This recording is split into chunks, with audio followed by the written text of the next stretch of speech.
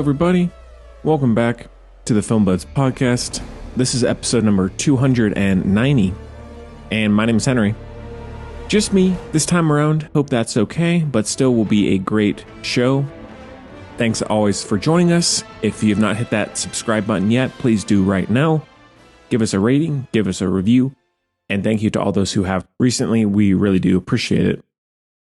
This time around, I'm going to be tackling the final two films in the DC Extended Universe. We have done parts 1 and 2 on bonus shows, which you can check out at filmbuds.bandcamp.com, and some reviews on the regular show, but we have done the entire DCEU up until this point on the show, so you can please check out those episodes if you haven't yet.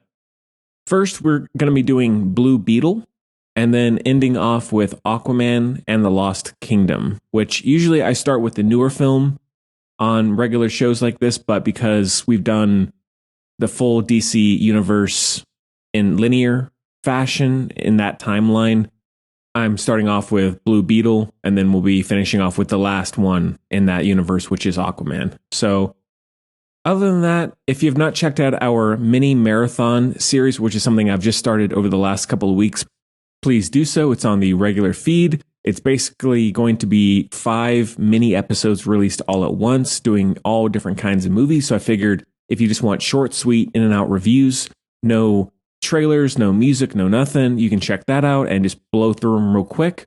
And so far they've been pretty popular, so I appreciate everybody listening. Besides that, Elle will be back next week and she'll update you on all the stuff that's been going on with her. And so I don't want to go into any of that just yet because it's more pertinent to her. Back to work these days for me. Not a whole lot else to say. Sadly, I'm a little boring, but...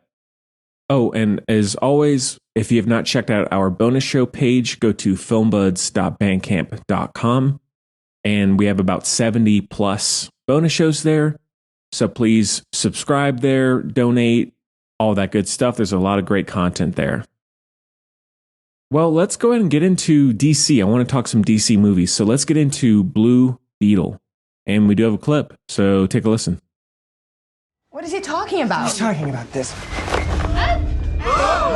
Oh, I forgot how bad it looks. I've seen worse. Where? You don't want to know. Okay, what the hell is this thing? It's called the Scarab. It was given to my dad when I was a kid. It's some kind of a world-destroying weapon. Oh, that's nice. Wow. Nice.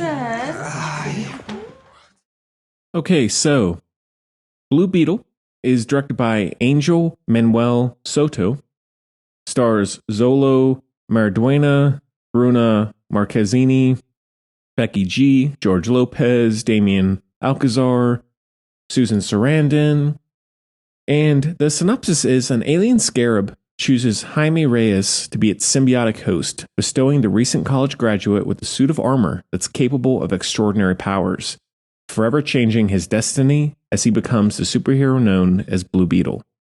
So when this one came out, I think it took a lot of people by surprise. In terms of the actual DC universe itself, it doesn't make a whole lot of sense why it's there. I know that because of the dwindling success and the changing of hands and all that, they did end off with The Lost Kingdom, whereas maybe if it had continued, they would have done sequels to this or incorporated it with other characters or something like that. I don't know. But this one being the second to last movie in the universe is a bit odd. Not to say it has any say on the quality of the movie, but the placement is a bit weird, I think. And also, as I'm sure it was with many, I had never heard of this character before.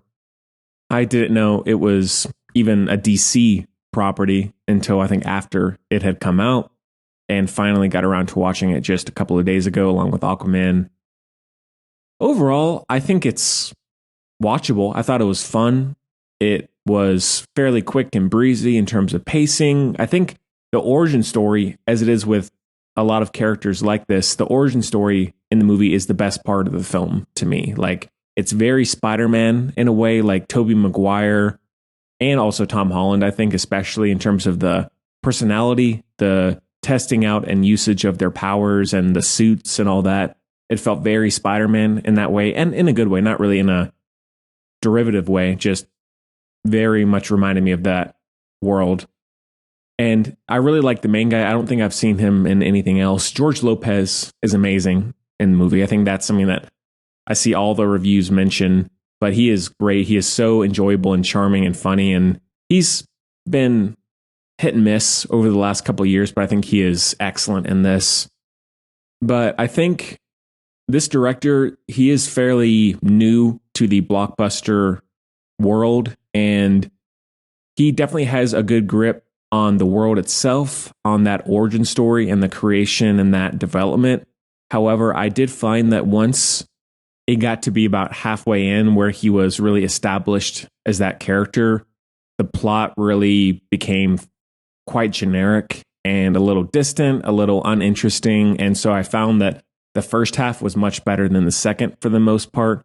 Not to say the second half was bad, but I did find myself sort of drifting off in terms of interest and focus when the plot was really front and center, because once that was happening, maybe it's because he's new to the blockbuster world, but whether it's the writing or his direction where he just doesn't have the finesse to handle all of that plot in a really creative way. I think there were moments for sure, like I said, but he handled that a little blandly, in my opinion. It's serviceable, but not much more than that.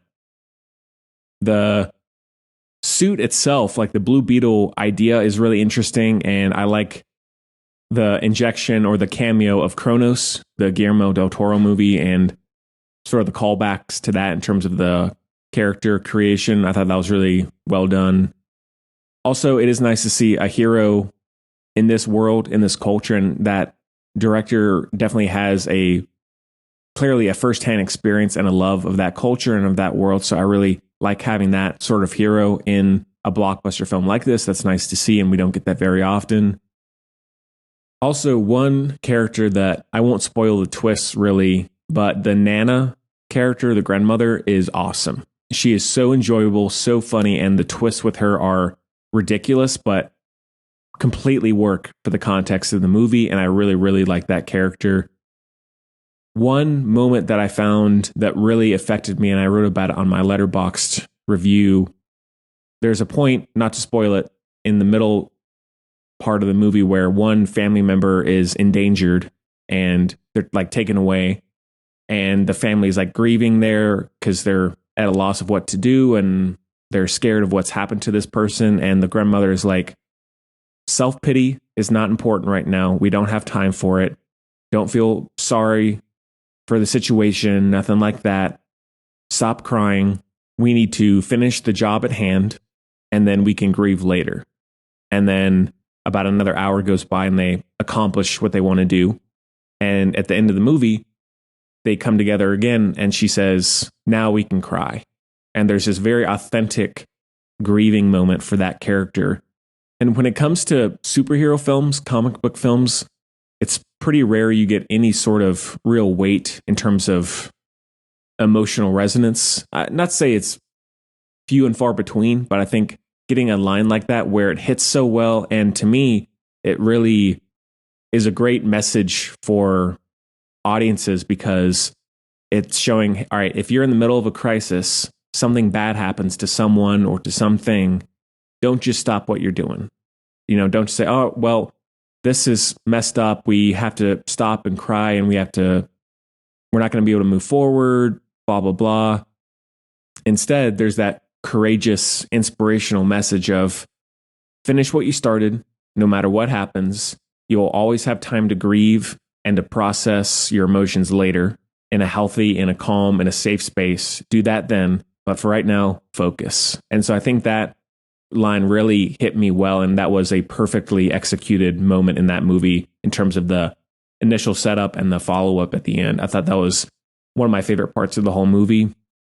Doesn't make the movie a masterpiece. I still think it's middle of the road when it comes to recent superhero films or DC movies, but still enjoyable, refreshing, not too complicated, an interesting world, an interesting design, good score, good soundtrack.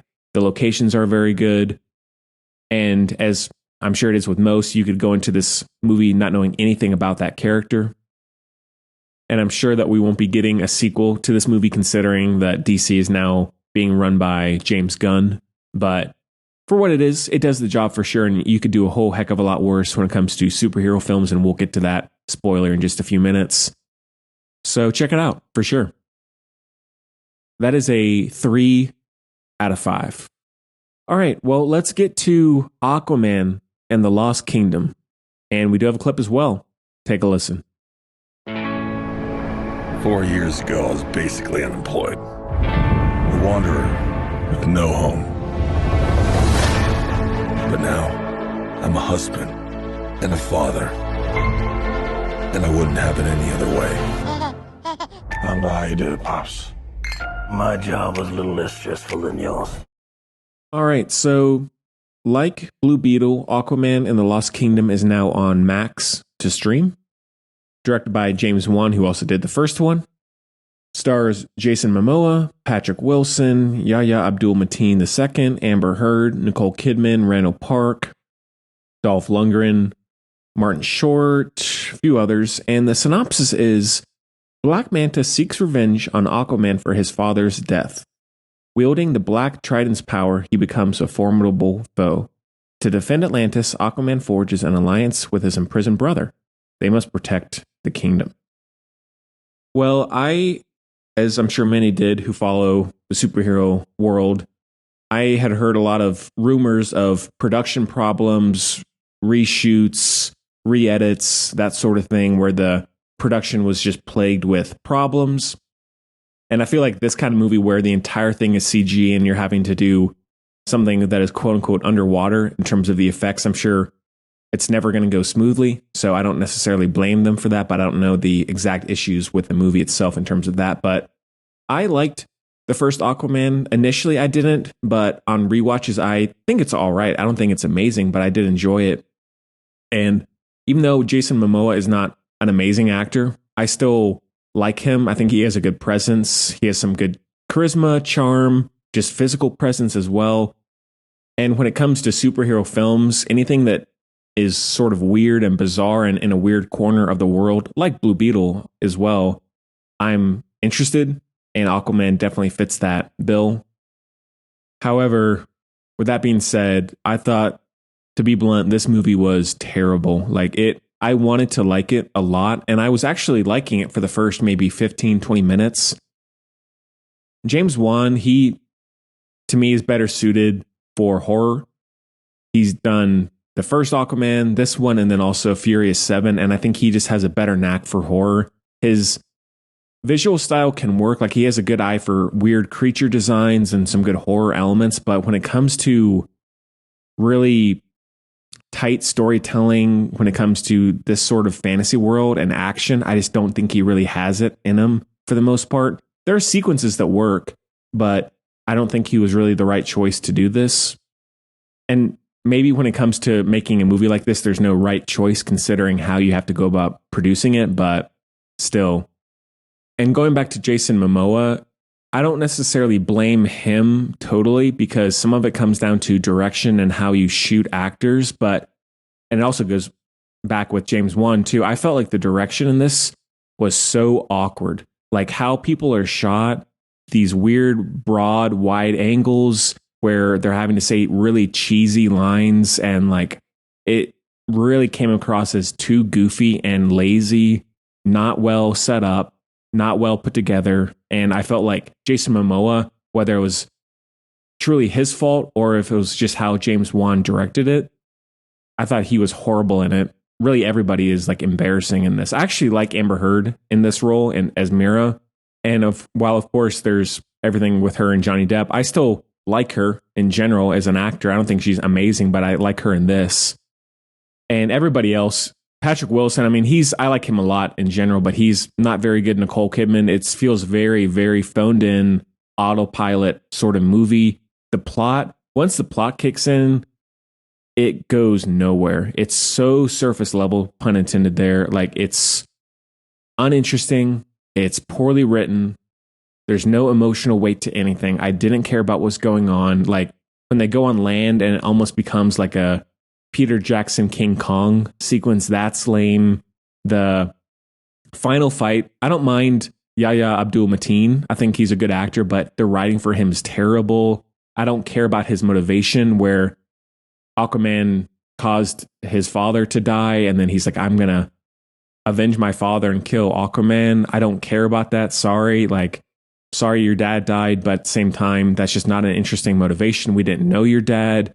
You're not really a good guy. So that whole part of the movie did not work for me. And I love anyone who listens to the show frequently knows when it comes to DC, one of my favorite parts of that world are the villains. I love a good villain in DC. And usually when the villain sucks, the other parts of the movie are going to suffer too. So did not like that part of the film. The rest of the cast, like their writing, it's okay, it's serviceable, but there's just not enough weight to anything. The action is, I felt like the first half or so where they're in Atlantis and you see the Atlantean shark fighter mobile things. I thought that was pretty creative. The squid creature submersible vehicles, I thought that was very well done. So James Wan, again, he has a good eye for that stuff, but everything else, not so much. And visually, like effects wise, it's pretty good. There are a few moments that looked a little weak in terms of the quality, but I liked how James Wan shot Atlantis. Like everything from the lighting to the overall fleshing out of the world itself. I thought that was well done. And I was actually interested in exploring that world, but then it really just veers away from all that, gets into a really uninteresting plot. And I was waiting for this one to be over. And it's only 2 hours, which I was excited about, but it feels like 3. I feel like the first one, which was close to 2.5, felt shorter than this one. And the relationship between Jason Momoa and Patrick Wilson, I don't mind that sort of dynamic, but in terms of the redemption, I guess, of those characters in that relationship, not well done, not interesting. At least to me, it wasn't. I know some people say that's like a saving grace to the movie. I don't really think so. I was pretty uninterested in all that. So a very disappointing end to the DC extended universe for sure. Ended on a bad note. Still, I love DC movies. There's plenty of ones that I love way more than Marvel, but at the same time, they do have a fair share of duds, such as this one, that hard to excuse all the problems, but there are plenty that I would happily take over the best of Marvel. So hot take maybe, I don't know, but I really, really love DC and I'll always love DC despite their low lows. So if you have seen all the other movies, check it out. If you like Aquaman, yeah, I guess you got to watch it to a certain extent, but it is definitely one of the worst ones I've seen in a while, one of the worst DC movies that I've seen in a while. And I think last year was pretty horrendous for DC, unfortunately, both critically and financially. I actually liked The Flash, which I reviewed on the part 2 of the DC bonus show. I actually thought that one was pretty solid despite some issues with it. Shazam, I did not like. Blue Beetle, as I just said, I thought was all right. And then I guess Black Adam was the year before, which I actually liked Black Adam more than I thought it would. So I am a defender of DC for sure, always will be. But this one, hate to say it, was not good. Maybe it'll grow on me someday, but I really, really doubt it. Oh, Randall Park, love him. He's excellent in it. I will say that. He was very enjoyable. But everybody else, not so much. So that one is a 2 out of 5.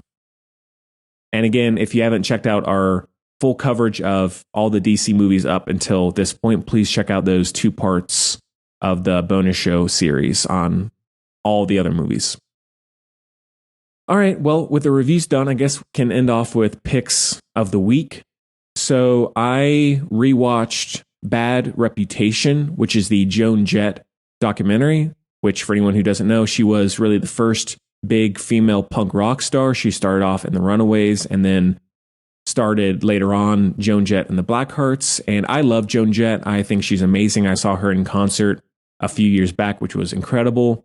She's very inspirational. She's so grounded and down to earth and clearly has a love of music, and what she was able to push through in terms of all the sexism in the industry and still get to where she is amazing. So it's a really well done documentary, only about 90 minutes, has a lot of good cameos and interviews with other rock stars like Billie Joe Armstrong, my hero. He's in there, Iggy Pop and many others. So there's a lot of good interviews, a lot of good footage.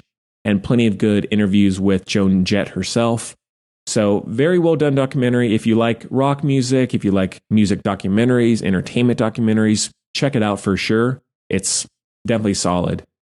And then I also rewatched, I showed a coworker Lady Bird, which to me is one of the most easily rewatchable, digestible coming of age movies that I've ever seen. I love Lady Bird. I've seen it countless times at this point and really gets better every time I watch it. It's really funny. It's really grounded.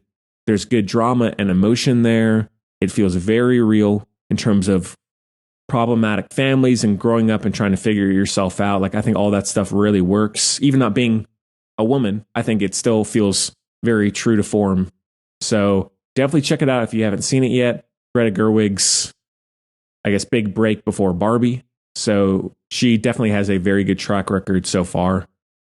And then lastly, I watched a movie for the first time called May from 2002, which is a cannibal film, sort of a niche genre there. And it's about a woman who is one of the most awkward, socially awkward people I've ever encountered in movies. And I'm sure some of that comes from performance, which it's a great performance in that way. But she works at an animal hospital and she meets this guy who she's sort of infatuated with. And it's kind of hard to explain without spoiling it or talking for hours about it, but it's very weird. It's dark and strange. And overall, I did like it. I did find that the pacing and flow of the story is a bit stagnant. You can't really tell where it's leading to, how long you have left. It's a bit inert in that way in terms of the direction and the flow, but still a very unique movie in a lot of ways. Oh, and it also has Anna Faris,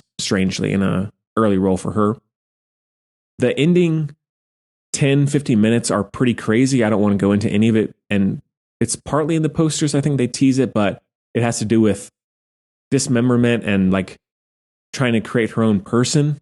And because I think that's in the synopsis. So that's not really a big spoiler, but a very odd movie, not for everybody. If you like weird, dark horror films, check it out. It's an interesting character piece and someone who's sort of descending into insanity and doing anything that she can to make herself comfortable and to make herself a friend and feel accepted. So a really bizarre watch, but still refreshing in a lot of ways. All right, well, I think that is about it for the show. Elle will be back next week. So sorry for the delays when that happens. It's going to happen sometimes. So we're doing our best there, but hopefully just being with me is all right sometimes.